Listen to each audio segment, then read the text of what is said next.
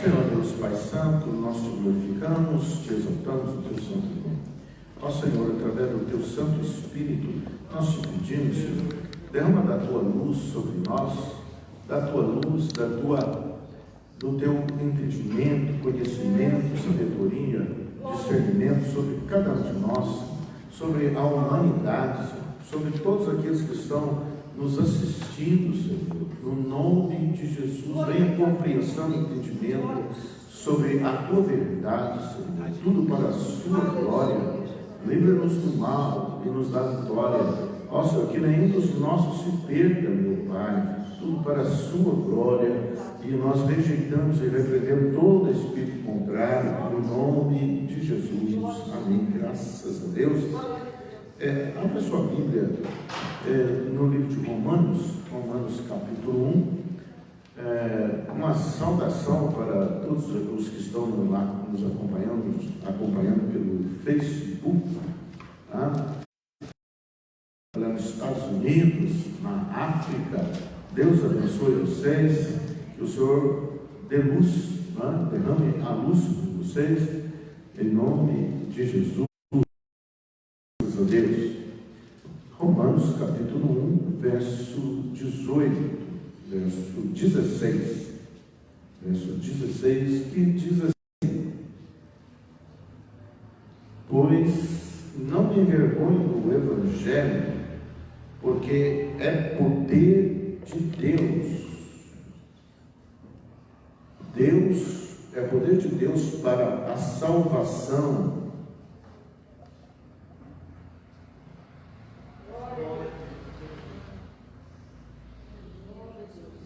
de todo aquele que crê.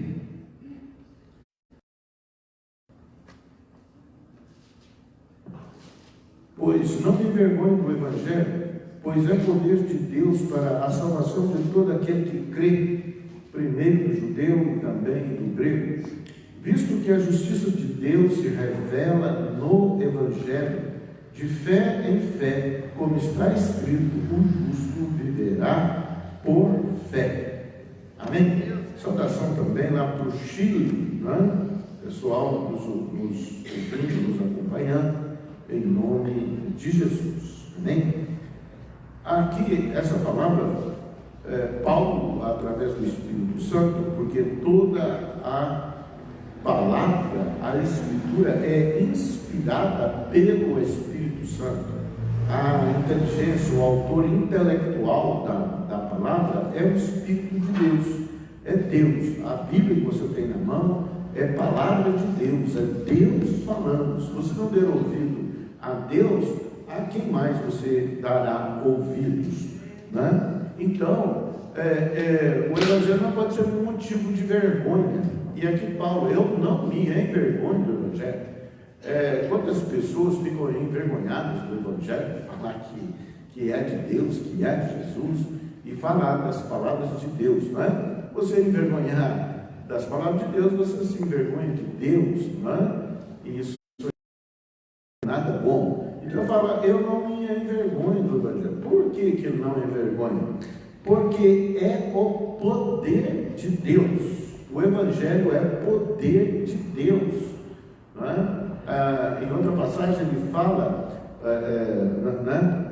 que se o Evangelho ainda está encoberto, é para os que se perdem que ele está encoberto, mas para nós é poder de Deus, não é? Então o Evangelho é poder, não é? Através do Espírito Santo. E se as pessoas ainda não compreendem o Evangelho, se ele está encoberto, é porque a pessoa ainda não recebeu a salvação. Mas para nós, ele é poder de Deus, para a salvação de todo aquele que crê. Então, não me envergonhe do Evangelho, porque é poder de Deus para a salvação. Salvação de quem? Salvação de todo, não é só de um, de outro, é de todo aquele que crê. Então, o primeiro requisito para nós é crer, né? Crer, acreditar, dar crédito, receber como verdade, ter como verdade o Evangelho e saber que ele é palavra de Deus. Então você vai dar crédito a Deus, né? As pessoas falam, né? Tem gente que você não tem como dar crédito nas palavras dela, né? Porque você já sabe que tudo que sai da boca não é verdade, a pessoa é se dá da mentira, mas Deus não. A Bíblia diz: seja Deus verdadeiro e todo homem mentiroso. Pode mentir, Deus é verdade. Por isso que Jesus falou: eu sou o caminho, a verdade e a vida.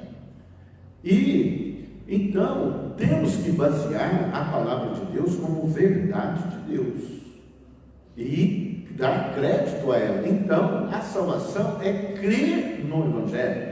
Se você crer no Evangelho, você crer na palavra de Deus, você está crendo em Deus. E Jesus fala também que o Evangelho, que a Escritura não pode falhar. Então ela é um livro infalível, ela não falha. Tudo que está escrito que vai acontecer do jeito que está escrito. E tudo que estava escrito que era para acontecer, aconteceu fielmente. Então nós temos a certeza de tudo que está escrito que vai ainda acontecer, vai ser do jeito que a palavra de Deus fala. Então a salvação da humanidade, a salvação implica em vida eterna com Deus. As pessoas choram muito pelas pessoas que morrem, mas o corpo volta ao pó que o era. A pessoa é pó, vai voltar ao pó, mas o espírito volte a Deus, que o deu. Mas a alma acompanha o espírito. Então tem o espírito dos salvos e dos não salvos. E salvo é aquele que crê no Evangelho, é aquele que crê em Deus. Agora, ele diz aqui, primeiro é do judeu, né? Porque Deus era para o povo judeu, exclusivamente. Jesus veio para o que eram os seus, que é o judeu, a nação de Israel, mas os seus não o receberam. Então, todo aquele que recebe a Jesus, Jesus abre a porta de salvação. E nisso nós incluímos, nós fomos premiados com isso, né? Então, primeiro do judeu e também do grego. Do grego ele fala aqui como um gênero, né, dos gentios, de toda a humanidade. Então, todo aquele que crê no Evangelho recebe, né, ele tem a possibilidade de ser salvo, de ter vida eterna com Deus, tá? E ele diz aqui, visto que a justiça de Deus se revela no Evangelho. Deus foi o que? Deus é justo, ele é o sol da justiça, ele é justo para conosco, que somos pecadores.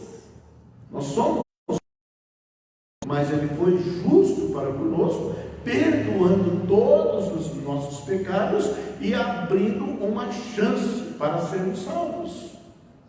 E justiça de Deus se revela no Evangelho. Então, aonde que eu vou ficar sabendo da justiça de Deus? No Evangelho. Não vai ter outro livro, não vai ter outro Deus que vai se revelar a justiça de Deus, mas no Evangelho. Então, as Escrituras, elas são fonte da salvação. E Jesus fala, consultai as Escrituras, porque são elas que testificam de mim. Então, o nome Jesus quer dizer Deus é salvação, tá? E agora, continuando aqui, ele fala, como está escrito, o justo viverá por fé. Agora, primeiro então, nós cremos, tá? Cremos no Evangelho, cremos em Deus, cremos em Jesus Cristo como o único mediador entre Deus e os homens. Não foi dado entre Deus e os homens nenhum outro mediador que não Jesus Cristo. E que Jesus Cristo, não foi dado entre os homens nenhum outro nome pelo qual importa que sejamos salvos. É através do nome de Jesus, é através do sacrifício de Jesus. Jesus fez uma aliança com o sangue dele. Ele fala da aliança. Quando ele celebra a Santa Ceia, ele ergue um cálice e ele diz: isto é o meu sangue, o sangue da nova e eterna aliança, que é derramado a favor de vós. Agora, para isso nós cremos. Então, a verdade, ele fala aqui de justo, né? De justo. Então, eu creio, tá? Nestas verdades, porque são verdades manifestas no Evangelho. Eu creio nisso, então eu vou agir como tal. A fé é justamente você agir conforme você crê. A fé é algo mal entendido. As pessoas ficam falando: eu tenho fé, mas no que? Em que você tem fé? Fé, você precisa de crer. Não, aí veio coisas para confundir, como pensamento positivo. Eu vou ter um pensamento positivo que isso vai dar certo, então eu tenho fé. Vem até uma música, né? Tem que ter fé. Mas a nossa fé, ela está embasada, ela tem uma base de sustentação, que é a palavra de Deus. Você crê no Evangelho e você vai agir conforme o Evangelho diz. Simples assim. Simples assim.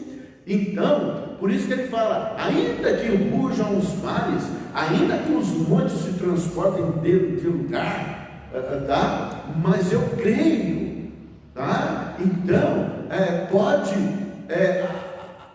haver, né?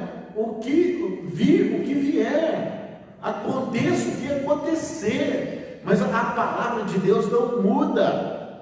Ela é eterna, ela é imutável, ela é infalível. Então eu tenho uma fé que remove montanhas, porque não estou firmado no meu próprio pensamento positivo, tá? Eu estou firmado, a Bíblia diz, na rocha. A rocha é quem? A rocha é Jesus. Jesus é o Verbo que se fez carne, é a palavra de Deus. Ele confirma toda a Bíblia. Então, a nossa fé, ela tem uma base que é firme, que não vacila. Aqueles que confiam no Senhor são como o monte Sião, que não se abala, mas permanece para sempre. Então, a nossa fé permanece, a nossa fé não vacila, porque ela não está baseada em pensamentos ou filosofias humanas, nem da minha própria mente, nem da minha própria cabeça, mas daquilo que Deus falou, daquilo que Deus fala. Então isso não pode ser removido, isso não pode ser abalado. Então nós deitamos e logo pegamos no sono, porque repousamos tranquilo, porque e diz o Salmo 91, aquele que habita no esconderijo do Altíssimo, à sombra do Onipotente descansará. O que é habitar no esconderijo do Altíssimo? É você crer na palavra, é você crer e agir conforme a palavra. Então você entra no esconderijo de Deus, e você está sustentado, você está firmado, você está protegido, você está sossegado. A paz, e quando você fechar os olhos, você sabe para onde você vai. Por isso que nós dizemos, somos salvos em Cristo Jesus. As pessoas falam, porque quando morrem, uns dizem assim, morreu, acabou. Isso aí é muito simples, ele está pegando tudo e jogando tudo fora, né? Mas Deus tem um propósito conosco, Deus tem um propósito conosco, Ele criou nós para um propósito, não é? Então, outros falam assim, quando eu morrer, eu vou para o céu, né? De forma simples, mas a Bíblia diz claramente, quem vai para o céu? Para o céu é quem vai ser salvo, quem vai morar com Deus e vai ter vida eterna com Deus. Quem vai morar com Deus, né? Fala assim, eu vou morar no céu, mas não é assim. Tem requisitos para você entrar lá. Tem um bilhete, uma passagem para você entrar lá. Tá? A Bíblia nos dá, nos ensina como fazer, como agir para a gente ter entrada no céu, para a gente ter salvação. Não é de qualquer forma. Por isso que Jesus falou que o caminho é estreito, o caminho é apertado e estreita é a porta que conduz à salvação. Então tem requisitos, você não entra lá de qualquer maneira. E ele fala aqui de fé. Você vai crer na palavra de Deus e você vai agir conforme a palavra de Deus.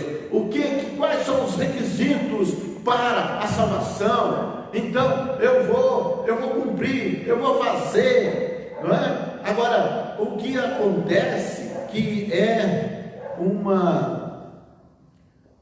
uma ideia errada, as pessoas falam que ser bom vai para o céu. Mas a Bíblia não diz assim, a Bíblia diz diferente. Olha o que a Bíblia fala, em outras palavras, fala assim, que a sua justiça, a minha justiça, o melhor que eu possa ser, eu não preencho todos os requisitos para ser salvo.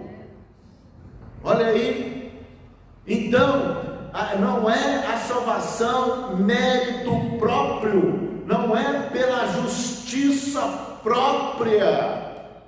A religião ensina isso, você seja bonzinho, você seja honesto, você faça assim, mas por melhor que nós sejamos, nós não preenchemos os requisitos que Deus exige para a salvação. Por quê? Porque então Jesus morreria em vão. Porque Jesus deu-se em sacrifício, derramou seu sangue, o sangue de um justo em prol, em favor dos injustos, porque ele se deu como sacrifício. Então, se nós poderíamos ser salvos pela nossa justiça própria, Jesus morreu em vão, mas ele morre porque ele se entrega pelos pecadores. Os sãos não precisam de médico, os pecadores é que precisam de Deus. Nós somos pecadores. A Bíblia diz aqui, olha, em Romanos capítulo 3, ele fala aqui a partir do verso 9, o que se conclui? Temos nós qualquer vantagem? Não, de forma nenhuma, pois já temos demonstrado que todos, tanto judeus como gregos, estão debaixo do pecado. Como está escrito, não há justo, nem sequer um. Se você basear na sua justiça, você não tem entrada no reino dos céus. E ele prossegue, então não há nenhum justo, nenhum sequer. não há quem entenda, não há quem busque a Deus. Todos extraviaram, a uma se fizeram inúteis, não há quem faça o bem, não há nem um sequer. A garganta deles é sepulcro aberto, com a língua urna em engano, veneno de víbora está nos seus lábios, a boca eles a têm cheia de maldição e de amargura, são os seus pés velozes para derramar sangue, nos seus caminhos a destruição e miséria, desconheceram o caminho da paz. Não há temor de Deus diante dos seus olhos. Isso é a humanidade. Nós, uns mais, outros menos, podemos ser disciplinados, mas se nós não escorregamos em algo, nós escorregamos em outro. A salvação exige uma perfeição que é incapaz do homem preencher, do homem cumprir todos os requisitos. Você não transgride de uma forma, você transgride de outra. É isso que ele está falando. Ora, sabemos que tudo o que a lei diz, aos que vivem na lei o diz, para que se cale toda a boca e todo mundo seja culpável perante Deus. A Bíblia diz que Deus encerrou todos em pecado. Todos pecaram e destituídos estão da glória de Deus. Isso é uma decepção para nós, mas é assim que a Bíblia diz, porque nós queremos ter o mérito próprio, mas não é assim. E as pessoas se justificam, vivem se justificando, mas todos são indesculpáveis. A Bíblia diz: todos pecaram e estão mortos nos seus delitos e pecados, mas Deus é que nos deu vida através do Espírito Santo. E diz aqui: visto que ninguém será justificado diante dele por obras da lei. Olha bem, por melhor que nós sejamos, nós não podemos ser justificados por obras da lei, por justiça própria. E ele prossegue: em razão de que pela lei vem o pleno conhecimento do pecado. A lei mostra para nós o pecado, mostra para nós aonde nós transgredimos. E diz aqui, Romanos 3, agora a partir do verso 21, mas agora sem lei se manifestou a justiça de Deus, testemunhada pela lei e pelos profetas. Justiça de Deus mediante o que? A fé em Jesus Cristo. A fé em Jesus Cristo. O que você não conseguiu, Ele completou para você. Ele completou para nós. O que nós não conseguimos de preencher os requisitos, Ele preencheu para nós. Porque Ele é 100% homem e 100% Deus. E sendo 100% homem, Ele é o único homem que pisou essa terra e que não pecou. Mas Ele fala: o que crê em mim, eu compro Ele. Eu pago os pecados dele. E eu compro Ele para mim. E Ele pagou o título da dívida que era contra nós. E isso custou preço de sangue. Ele morreu por nós, para que tenhamos vida. Ele se deu em sacrifício como moeda de pagamento pelo pecado da humanidade. Então toda a humanidade pecou e carece da glória de Deus.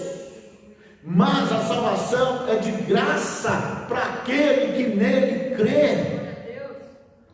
Olha, e ele fala, a justiça de Deus mediante a fé em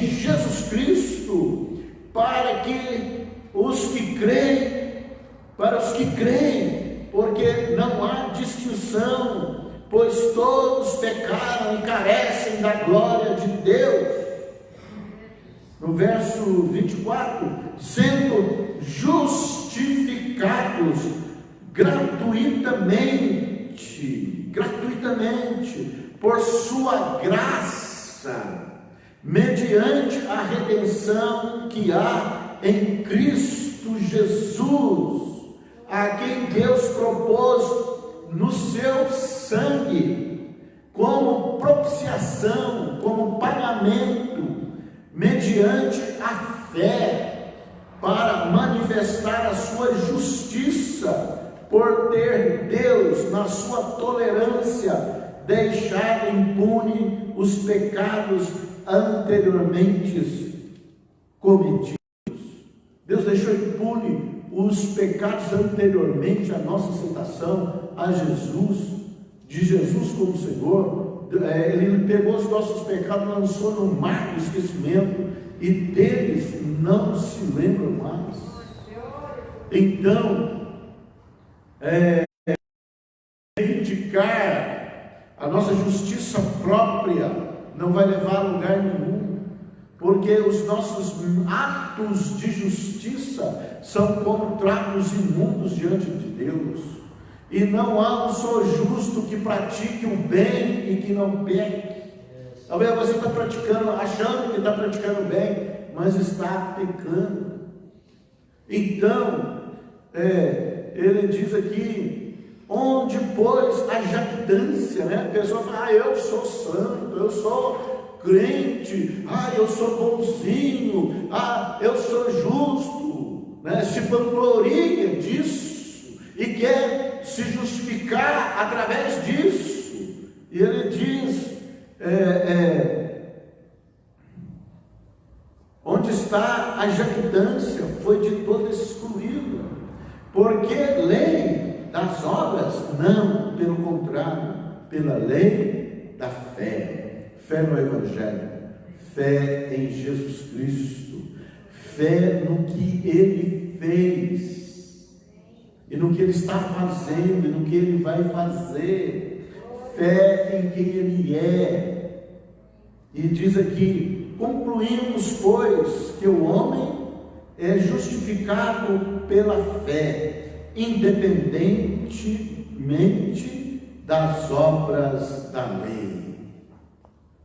Então nós não podemos nos justificar em nós mesmos. Seja todo homem culpável. Ninguém pode bater no peito e falar que tem, que é totalmente perfeito e tem, por isso vai ter lugar em Deus. E depois aqui no livro aqui de Romanos, Paulo fala assim, então, como você deve estar pensando, como você que está nos acompanhando pela mídia, então, eu posso viver de qualquer maneira, não é isso?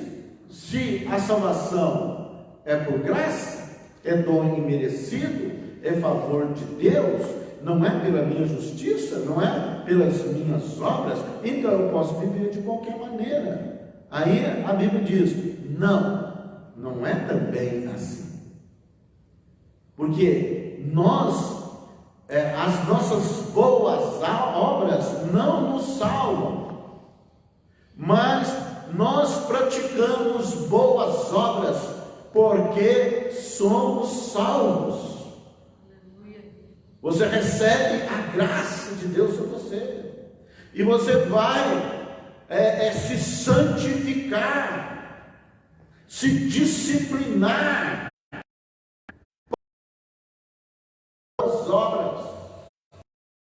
Por quê? Porque quando você recebe a Jesus Cristo como Senhor e único da tua alma, você recebeu o DNA de Deus na sua vida. O DNA de Deus na sua vida vai mudar a sua natureza, vai matar o velho homem morreu, e nasce um novo homem, conforme o caráter de Deus, com o DNA de Deus, e você vai praticar boas obras, não para ser salvo, mas porque você já é.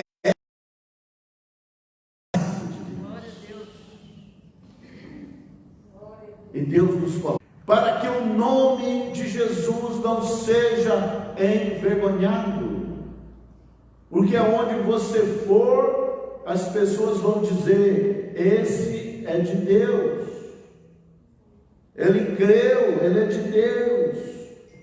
Aí nós vamos ter que testemunhar que Jesus, uma circuncisão, e ele abandonou o estilo de vida errado, o estilo de vida de vergonha, o estilo de vida de pecado. Há agora uma novidade de vida.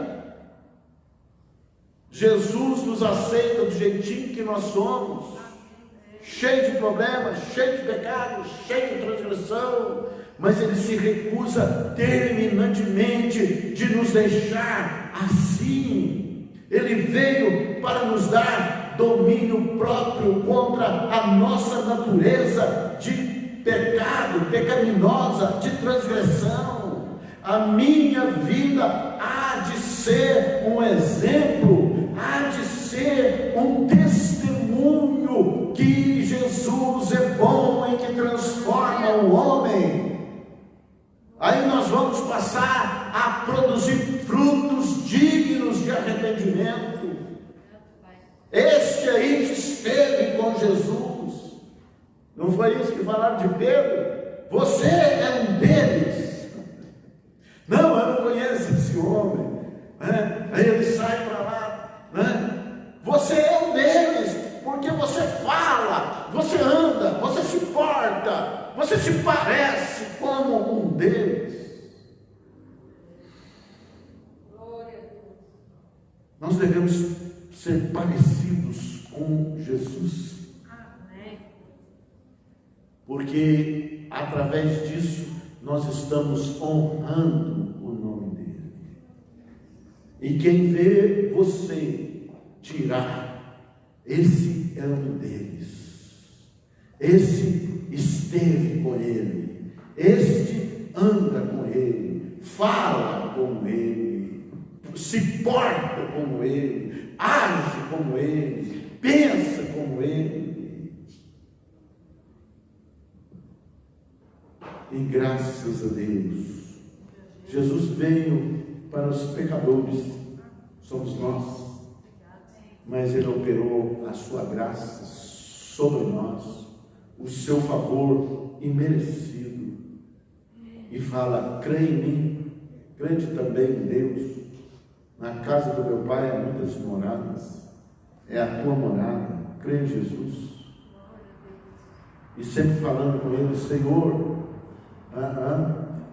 me dá domínio próprio, muda a minha natureza, confessando a Ele as transgressões. Ó Senhor, eu estou transgredindo nisso, eu estou sendo vencido naquilo.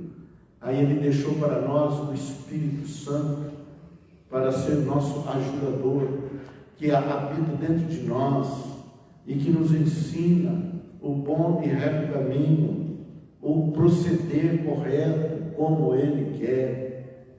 E Ele é nosso ajudador, e Ele não te deixa só, e Ele é invencível em todas as batalhas. O Senhor: eu não quero mais isso na minha vida, tira isso de mim, eu quero que a minha vida seja para a sua glória. E Ele é o forte dos fortes, Ele vai te dar vitória sobre aquilo que está fazendo você desonrar o nome de Deus, desonrar o nome de Jesus. Ele vai arrancar, porque a Bíblia diz que toda planta que meu Pai não plantou será arrancada. Então, se nós temos um padrão de vida que não corresponde com o padrão de Deus, nós devemos orar e falar: Senhor, arranca pela raiz este mal da minha vida, arranca, porque isso é sério, porque se nós continuarmos deliberadamente em pecado, a palavra diz que nós fomos iluminados, e se nós andarmos deliberadamente em pecado, depois de ser iluminados, é como se nós mesmos estivéssemos crucificando Jesus. É a mesma coisa de você assumir a posição do carrasco que pregou Jesus na cruz. Se nós vivemos deliberadamente em pecado, a Bíblia nos compara a isso. Dessa forma. E por isso que Jesus fala: vinde a mim, vós que estáis cansados e sobrecarregados, e eu vos aliviarei. Quer dizer, fale com Ele, clame a Ele, peça a Ele, entrega a Ele a tua vida, e peça socorro do céu, e Ele vai te socorrer, e vai te dar saída, escape, livramento, em nome de Jesus. E nós somos gratos a Jesus, nós amamos a Jesus. Ele não morreu na cruz à toa, em vão, sem propósito. Ele estava olhando para mim, Ele estava olhando para você. A Bíblia diz que chegará um tempo que Jesus olhará e verá o penoso trabalho de sua alma, pois com o seu trabalho Ele salvou a muitos. Isso ainda vai acontecer. Ele vai olhar para você, Ele vai olhar para mim, Ele vai olhar para a multidão que Ele comprou com seu sangue, esses que creram nele, que temem ao nome do Senhor, e Ele vai ficar satisfeito e vai dizer: valeu a pena o penoso trabalho de minha alma, valeu a pena ser humilhado, valeu a pena ser crucificado. Deus tem essa particularidade, Ele transforma tragédia em festa. Foi uma tragédia a morte de Jesus, foi uma vergonha a morte de Jesus, mas quando na manifestação dos filhos de Deus vai haver festa. Aleluia. E o próprio Jesus vai celebrar essas festas nas bodas do Cordeiro, em nome de Jesus.